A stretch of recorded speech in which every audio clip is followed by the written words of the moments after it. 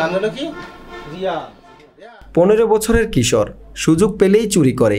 চুরি যেন তার একটা নেশা। উপায় না পেয়ে গত 3 বছর ধরে গলায় শেকল পরিয়ে ঘরের মধ্যে বেঁধে রাখে তার পরিবার।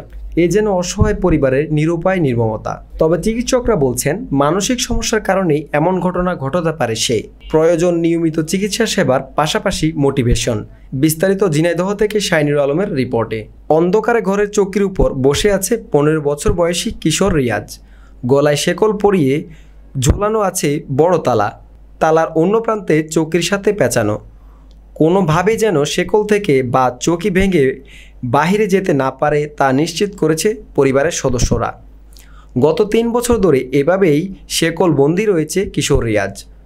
অবশ্যই মাঝে মাঝে বাবা ও মায়ের সাথে বাইরে যেতে পারলেও ছাড়া পায় না সে।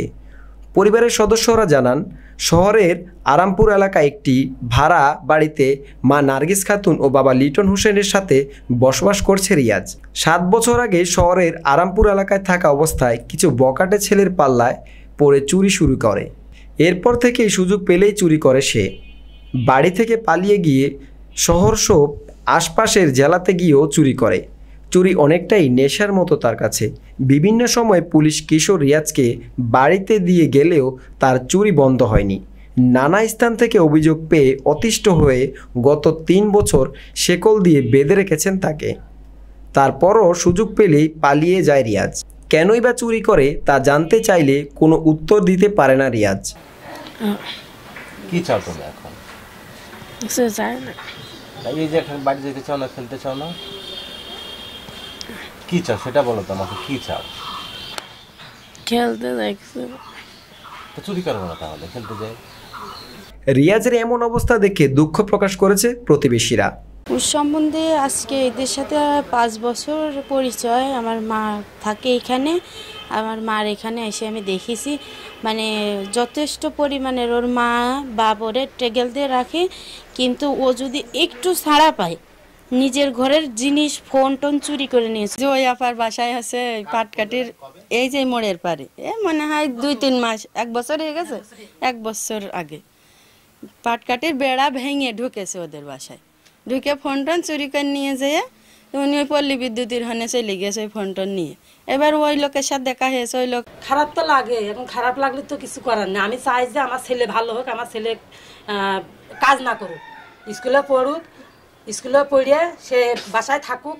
স্কুলে তো আসবে, গোসল করবে, খাওয়া দাওয়া করবে, সেই স্কুল বা বাসায় থেকে সে পড়াশোনা করবে। আমার স্বামীরও ইচ্ছা, আমারও ইচ্ছা। চুরি করে করে অভ্যেসে করে করে তারা দুইজন কি করে মাদ্রাসায় ভর্তি হইলো।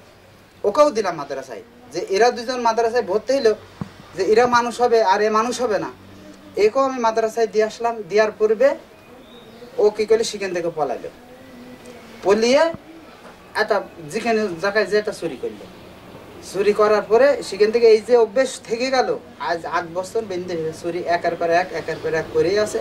এই থেকে মানসিক কোনো সমস্যার কারণে রিয়াজ এমন কাজ বারবার করছে, তাই নিয়মিত কাউন্সিলিংয়ের পাশাপাশি চিকিৎসা সেবা দিলে এই সমস্যার সমাধান হতে পারে। বিহেভিয়ারাল চেঞ্জ করার জন্য তার কিছু সাইকোথেরাপি কাউন্সেলিংয়ের প্রয়োজন হয়।